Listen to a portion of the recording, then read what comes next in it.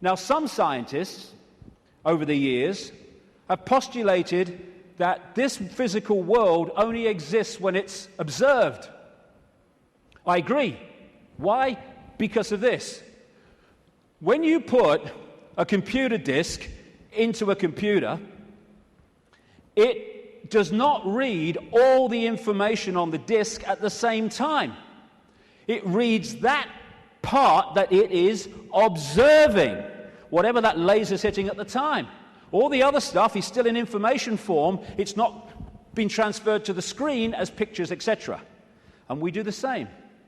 When we observe, decode, then we bring it into this reality. But without that, this is just the base vibrational metaphysical universe, which is the basis of all of it.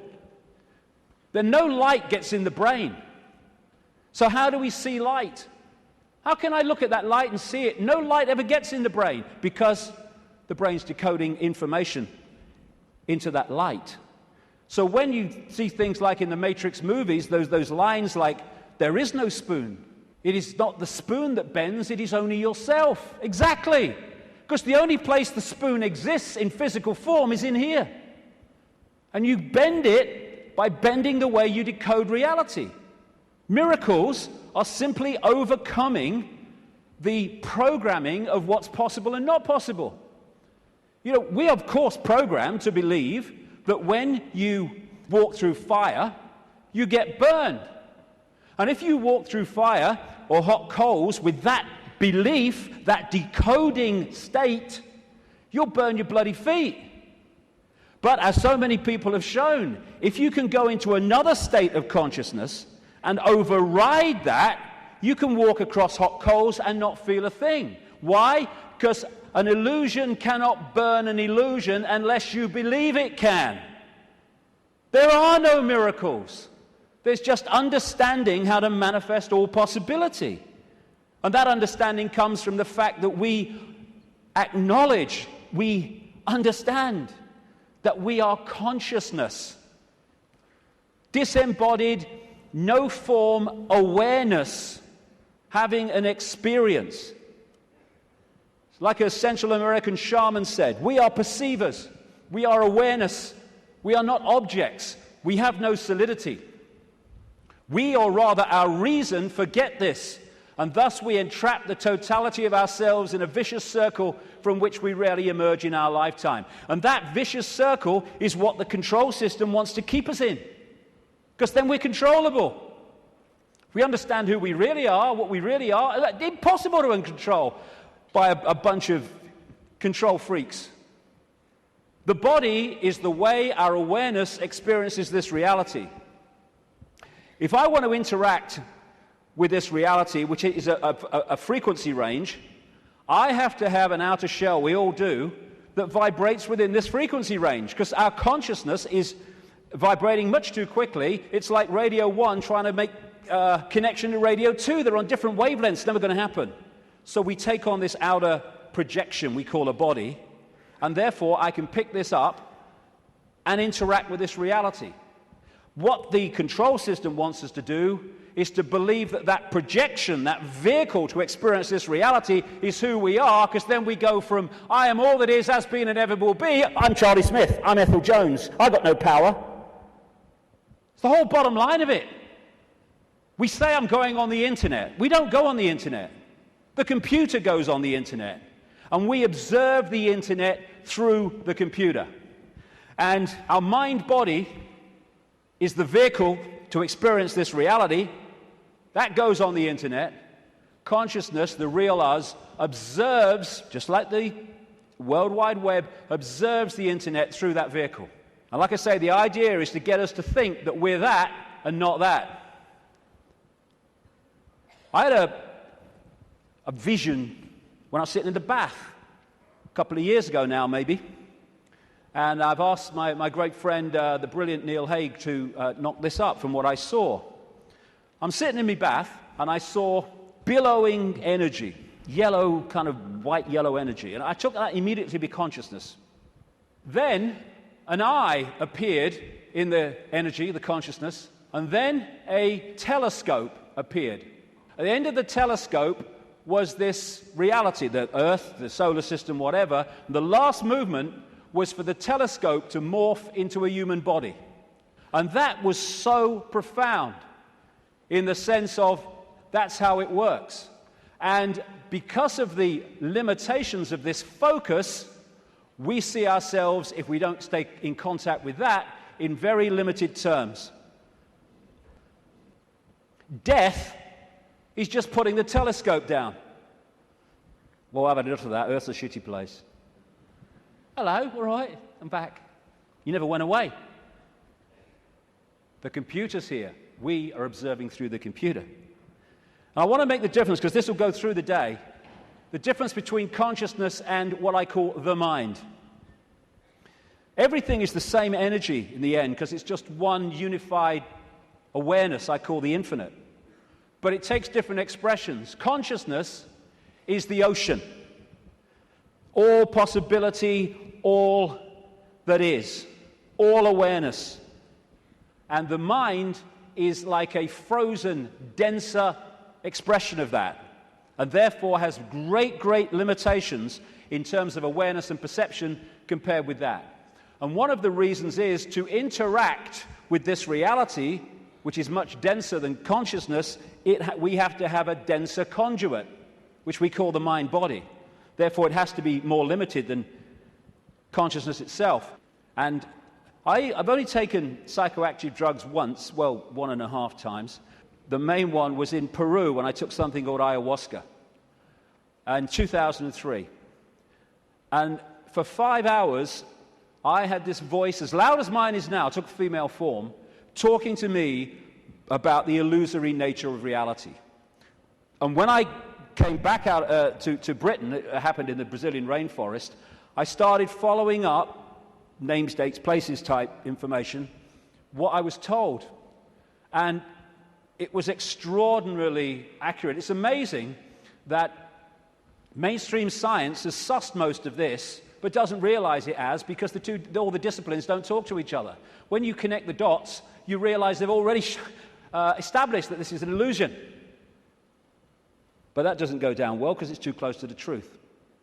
And how I experienced that state beyond this world, beyond vibration, was as stillness and silence. And that's what all possibility is, the stillness and the silence. There was a great line that voice said to me when it was explaining the nature of reality. It said, if it vibrates, it's illusion. If it vibrates, it's illusion, because our core level is stillness and silence. I experienced that. Amazing feeling. There are no negative emotions, there's no fear, there's no worry about not making the rent and all this stuff. They've all gone in that realm. That's where they want us, and that's where they've got so many people, the vast majority, in that state, in a false identity. The world looks so solid, I grant you, but it can't be. It can't be, even though it seems to be. And if you bang your head on the wall, again, like walking through the fire, believing you're going to get burned, you'll bang your head. But it can't be, because the world is made up of atoms, and as quantum physicists have shown, atoms have no solidity. How can something which is basically empty space make up a solid world? It can't. The reason it appears to is because the information in the waveform metaphysical universe is decoded through into apparent solidity. Again, it's just the way we decode reality that gives it form. We take information from a disk, we put it on the screen, it seems to have time-space solidity. But it doesn't. It's just information being read, and that's exactly what's happening to us. The reason it appears solid and it appears three-dimensional is because we live in a holographic world.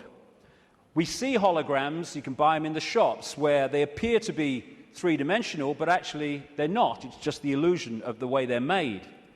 And how they make them is they have a laser, part of it goes across the object they want to photograph, another part goes directly onto a photographic plate, and then the part that's passed across the object goes onto that plate, and they collide. Those two parts of the laser collide, and they create, here we go, a waveform.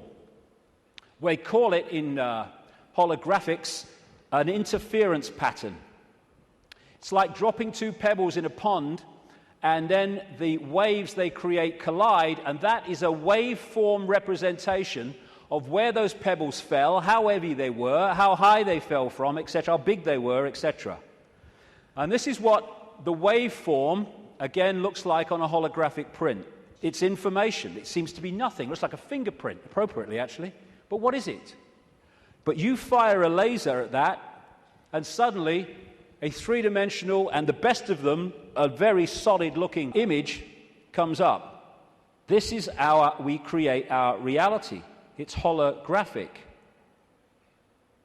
This guy is in an Australian city, I think it was Melbourne, but he was projected as a hologram onto a stage in Adelaide. This is one that CNN did. So we are creating a holographic version of this information, just like a hologram does in our heads. That's where it comes from. It's this construct. And how funny, I've been saying this for years, and then I come across this very, very mainstream New Scientist magazine in January now 2009, and its front page, you are a hologram projected from the edge of the universe. Corporations are people, my friend.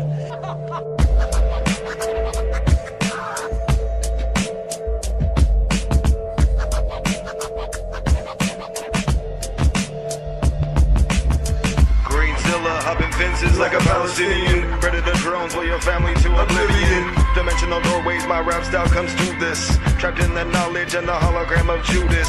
Outcast and vicious, terror plot to witness. False flag attacks, leave him sleeping with the fishes.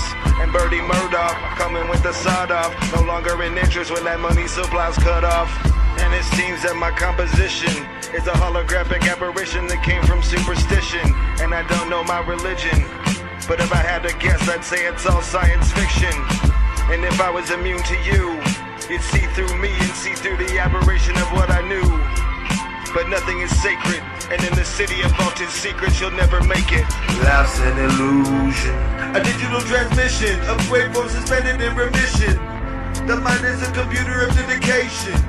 The only way out is devastation. life's an illusion, Corporations are people, my friend. life's an illusion.